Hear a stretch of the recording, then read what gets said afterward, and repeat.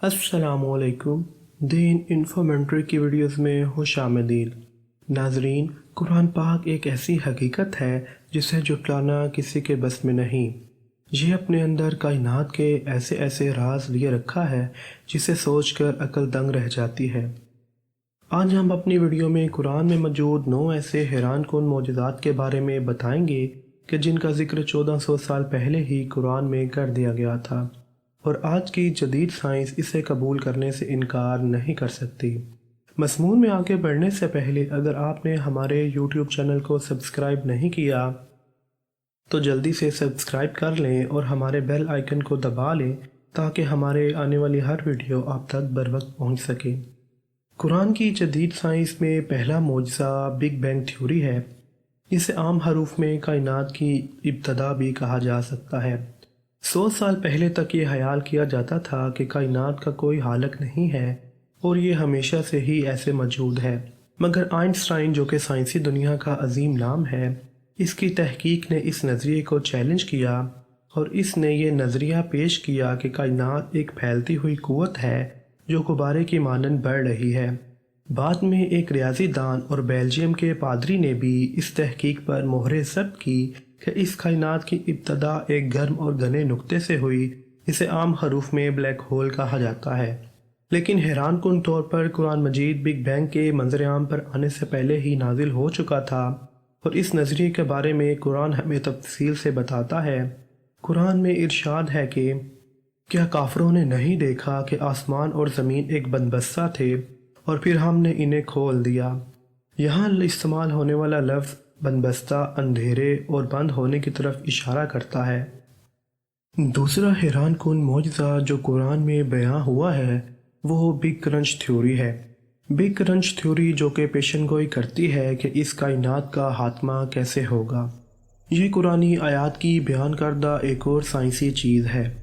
Einstein के big bang नज़रिए पर इन्हिसार करदा ये नज़रिया इस बारे में बताता है कि कायनात जिसका आगाज़ बिग बैंग यानी अजीम धमाके से हुआ, इसका खात्मा कैसे होगा। ये एक ऐसा नज़रिया है जो कायनात की तकदीर की तफसीलात बयान करता है कि कायनात की तोसी आखिरी वक्त में पलट जाएगी और कायनात तबाह हो जाएगी।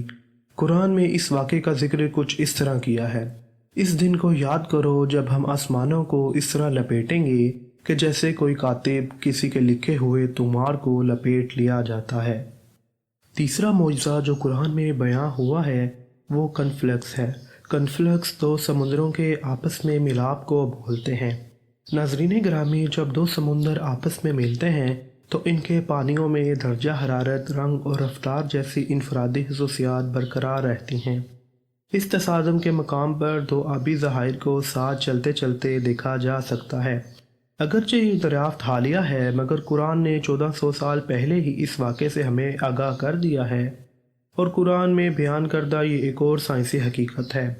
कुरान के मुताबिक हमने दो समुद्रों को जारी किया और इनके दरमियान मिलना एक रुकावट है, लिहाजा इनमें से कोई भी तजावज़ नहीं करता।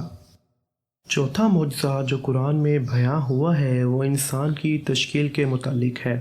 एम्ब्रियोलॉजी जो कि बायोलॉजी की एक शाख है जिसका ताल्लुक़ फर्टिलाइजेशन और जुनैन की नशरमा के मुताले से है। कुरान मजीद एक मौके पर इसके बारे में बात करता है और एक अहम साइंसी हकीकत को सामने लाता है। कुरान कहता है कि हमने इंसान को मिट्टी के निचोड़ से पैदा किया, फिर हमने इसको ठहरने की जगह पर एक कतरा बना दिया, फिर हमने इस कतरे को अलका बनाया और फिर अलका को मदगा बना दिया। यहाँ लफ्ज़ अलका से मुराद जून का लोथड़ा, जोंक या हवा से मुतल्लिक कोई भी चीज़ के तौर पर लिया जा सकता है। साइंस के मुताबिक जुनैन को ग़िज़ाई अज्जा और ऑक्सीजन माँ के पेट से मिलती है। पांचवा मौजज़ा जो कुरान में बयां हुआ है वो लोहे से मुतल्लिक है। एक साइंसदान M.E. वॉलमर्थ के मुताबिक लोहा ऐसा अंसर नहीं है जो कुदरती ज़ोन पर ज़मीन में पाया जाता था। मुतालियात से पता चलता है कि 1 अरब साल पहले एक बड़ा गर्दिश करता हुआ पत्थर, इसे अंग्रेज़ी में मेट्रॉइड कहा जाता है, ज़मीन से टकराया और इस गर्दिश करते हुए पत्थर में लोहा था। जब ये हमारे सैयारे के राब्ते में आने के बाद फट गया तो ज़मीन को लोहा मिल गया। कुरान मजीद इस साइंसी हकीकत को कुछ इस तरह बयां करता है।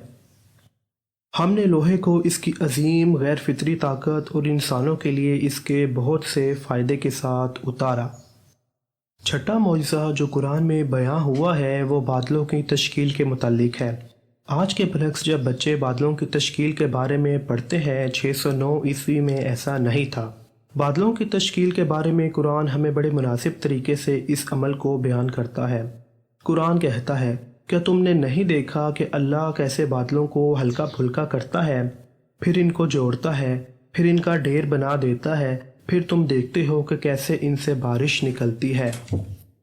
ناظرین گرامی، آج کی سائنس کے مطابق یہ آیات حقیقت پر مبنی ہے۔ سائنس کے مطابق حقیقت میں چھوٹے بادلوں کو ہوا کے ذریعے دھکیل دیا جاتا ہے جو کہ ایک دوسرے کے قریب ہوتے ہیں اور پھر یکجا ہو جاتے ہیں۔ قرآن میں بیان کردہ یہ ایک اور سائنسی حقیقت ہے جو کہ سائنسی دریافت سے پہلے ہی بیان کر دی گئی تھی۔ ساتواں معجزہ جو قرآن میں بیان ہوا ہے وہ احساس اور درد کے بارے میں ہے۔ ایک عرصے سے یہ خیال کیا جاتا تھا کہ احساس اور درد کا احساس دماغ کی وجہ سے ہوتا ہے، لیکن حال میں ہونے والی سائنسی تحقیق نے یہ بات سامنے آئی ہے کہ ہماری جلد میں درد کے ریسیپٹرز ہوتے ہیں جس کی وجہ سے ہم درد اور اذیت محسوس کرتے ہیں۔ حیرت کی بات ہے کہ قرآن کریم نے اس واقعے کی طرف بہت پہلے ہی اشارہ کر دیا تھا۔ قرآن کہتا ہے، ہم ان لوگوں کو جو ہماری آیتیں جھٹلائیں گے آگ میں بیچ دیں گے، جب ان کی کھالیں جل جائیں گی ہم ان کی جگہ نئی کھالیں لگائیں گے تاکہ وہ درد کو محسوس کرتے رہیں۔ یہ حوالہ واضح طور پر بتاتا ہے کہ ہم اپنے جل جانے کی وجہ سے درد محسوس کرتے ہیں۔ قرآن پاک میں 8واں معجزہ سمندروں کی لہروں سے متعلق ہے۔ سمندر کے ماہرین نے آبی ذخائر کا مطالعہ کرتے ہوئے دریافت کیا ہے کہ صرف سمندر کی سطح پر لہروں کا عقیدہ غلط ہے۔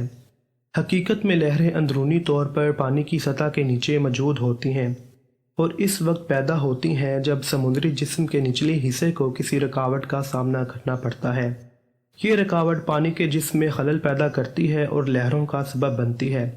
اسلام کی مرکزی کتاب نے سمندروں کی گہرائی کے بارے میں نئی اور حقائق بیان کیے ہیں۔ قرآن میں 9 سائنسی حقائق میں سے ایک سمندروں کی لہروں کے بارے میں ہے اور قرآن ہمیں اس بارے میں بتاتا ہے، یہ لہروں سے ڈھکی ہوئی ہیں جس کے اوپر موجیں ہیں، جن کے اوپر بادل ہیں۔ قرآن مجید میں بیان کردہ آخری اور 9واں معجزہ ہمارے دماغ سے متعلق ہے۔ قرآن مجید میں ابو جہل نامی شخص کا قصہ ہے جو کہ ایک ظالم سردار تھا۔ اسے تنبیہ کرنے کے لیے اللہ نے فرمایا، نہیں، اگر وہ باز نہ آیا تو ہم اسے پیشانی سے پکڑیں گے، اس کی جھوٹی گناہ گار پیشانی۔ اب اس کے اندر ایک گہرا مفہوم ہے۔ اٹانومی میں تحقیق بتاتی ہے کہ انسانی دماغ کا پیشگی حصہ، جسے ہم انگریزی میں فرنٹل لوب بھی کہہ سکتے ہیں، منصوبہ بندی، جارحیت اور حوصلہ افزائی کے متعلق ہے۔ لہٰذا یہ ہمارے دماغ کا وہ حصہ ہے جو جھوٹ بولنے کے لیے ذمہ دار ہے۔ ناظرین، یہاں پیشانی کا ذکر محسوس اور جان بوجھ کر کیا گیا ہے اور یہ قرآن مجید میں ایک اور سائنسی حقیقت ہے۔